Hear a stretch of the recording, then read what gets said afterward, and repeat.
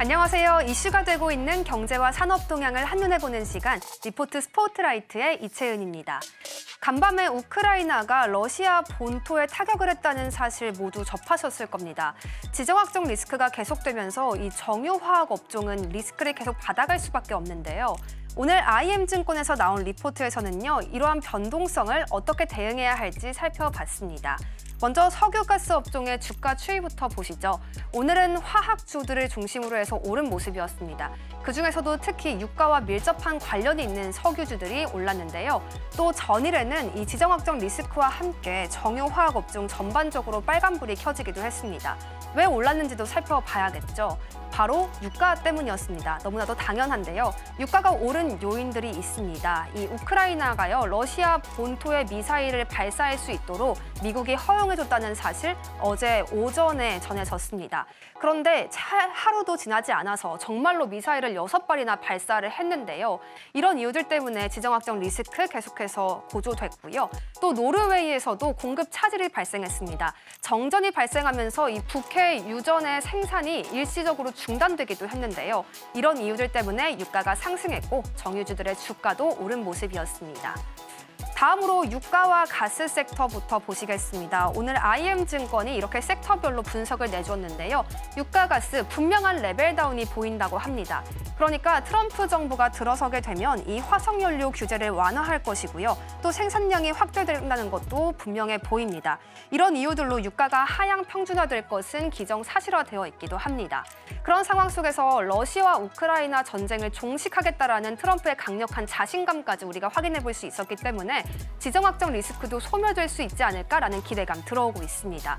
만약 정말 유가가 레벨 다운 되어 있는데 여기에 지정학적 리스크까지 소멸된다 하면 주가가 하향된 상황에서 안정화까지 찾을 수 있지 않을까라는 시선도 나옵니다. 여기에 추가로 오펙 플러스가 원유를 감산해 가겠다라는 이야기를 기존에 했었는데요. 이 규모를 이제는 축소해 가겠다고 합니다. 내년 1월부터는 단계적인 증산에 나설 것이기 때문에 공급량이 증가하면서 자연스럽게 유가 더더욱 하락할 수 있겠다라는 전망입니다. 이와 관련해서 유가 가스 섹터의 최선호주는요, 바로 SK가스였습니다. 대내외적으로 모두 좋아질 것이다 이런 평가를 내려줬는데요. 꾸준하게 국내외로 신사업을 확대해가고 있는 것은 물론이고 또 미국산 LNG 가격이 하락하면서 원가 경쟁력까지 예상되고 있습니다. 다음으로는 화학 섹터도 살펴보시죠. 유가 하락에 따른 원가 부담이 완화될 것이다라는 것은 너무나도 분명한 사실입니다. 그런데 여기에다가 최근에는 친환경 정책 기조가 더 힘을 받고 있고요. 또 석유화학 제품들이 수요가 부진하기 때문에 대규모의 증설은 나오지 않을 것이라는 전망도 이어졌습니다. 그런데다가 이 증설은 차치하고요. 메이저 업체들은 이 구조 조정까지 이어가고 있다고 합니다. 공급량이 줄어들 수밖에 없고요. 여기에서 수요 안정화를 국내 기업들이 가져갈 수 있겠다는 전망입니다. 이 중국 부양책의 효과도 누적될 것으로 보입니다. 미국이 중국 때리기를 계속하면서 중국은 추가적인 부양책을 낼 수밖에 없을 텐데 이런 효과들 계속해서 가져갈 수 있겠죠. 이런 이유들로 금호석유가 최선우주로 또 꼽혔습니다. 화학 업종 내에서 가장 편안한 선택이다 이런 낙관적인 평가까지 내렸는데요. 화학 업종 내에서 정말 실적 안정성 잘 가져가고 있는 모습입니다. 세 번째 섹터로는 정유를 한번 보시겠습니다. 2022년부터 이 정제 마진이 계속해서 하락하고 있는데요. 이 그래프를 통해서도 확인하실 수가 있습니다. 가장 고점을 찍었던 2022년을 기점으로 해서 3년 연속해서 하락하고 있는 모습이죠.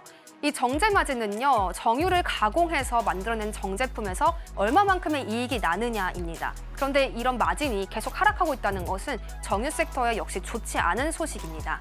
그런데 이 메이저 업체들, 그러니까 엑슨모빌이나 발레로 같은 업체들이요, 정제 설비를 폐쇄하고 있다는 발표가 이어집니다. 이렇게 큰 업체들도 정제 설비를 폐쇄하는데 중국의 소규모 생산 시설들은 더 어려울 수밖에 없겠죠. 계속해서 파산해가고 있다는 소식까지 전해드리겠습니다. 그런데 국내 기업에서는요, 이런 소식이 오히려 수급 밸런스를 개선할 수 있는 요소로 꼽히고 있습니다. 정유주에서는 차선호주로 S오일이 꼽혔습니다. S오일 2025년부터 중국의 수요 회복과 힘입어서 계속해서 오를 수 있다는 전망이고요. 또 메이저 업체들이 구조 조정을 하기 때문에 공급이 축소될 수밖에 없는데 이러한 공급을 S오일이 계속해 나갈 것이다라는 분석이었습니다. 마지막 섹터로는 태양광 한번 보시겠습니다. 태양광은 사실 시장 예상치가 좋지는 않습니다. 계속해서 안정성이나 투자 심리가 부진한 업종이라는 평가를 받고 있습니다만 그래도 솟아날 구멍이 있지 않을까 싶습니다. 중국은 미국에서의 규제를 좀 벗어나기 위해서 동남아시아 지역에 태양광 모듈 생산 시설을 지어왔습니다. 그런데 미국에서 이제 동남아시아에서 생산된 중국 기업의 모듈에도 관세를 상향 조정하겠다라는 이야기까지 나오고 있는데요. 이 부분으로 인해 반사이익 국내 기업에서 확인해 볼 수 있겠습니다. 여기에 IRA가 폐지될 가능성은 매우 낮게 점쳐지고는 있지만 그래도 IRA가 만약 폐지된다면 미국 내에 태양광 시설을 지어놓은 국내 기업에서는 이익이 정말 극대화될 수 있지 않을까라는 기대감까지 들어옵니다. 이 그림을 한번 보시면요. 하나솔루션이 미국 텍사스주에 지어놓은 태양광 시설을 확인해 보실 수가 있는데요. 태양광 관련해서 차선 우주 역시 하나솔루션이었습니다. 이 태양광 시설은 마이크로소프트와 협약을 맺고 함께 추진한 프로젝트입니다. 큰 이익을 더 기대해 볼 수 있겠다는 점까지 짚어드리겠습니다. 오늘 리포트는 한 줄로 이렇게 평가해 볼 수 있겠습니다. 지피지기면 백전백승이다라는 것인데요. 섹터별 변화가 어떤 내용이 있는지 오늘 함께 살펴보셨습니다. 더 자세한 투자 전략도 세워가실 필요가 있겠는데요. 그 부분은 전문가님과 더욱 짚어보겠습니다. 지금까지 리포트 스포트라이트의 이채은이었습니다. 지금 바로 구독을 눌러보세요.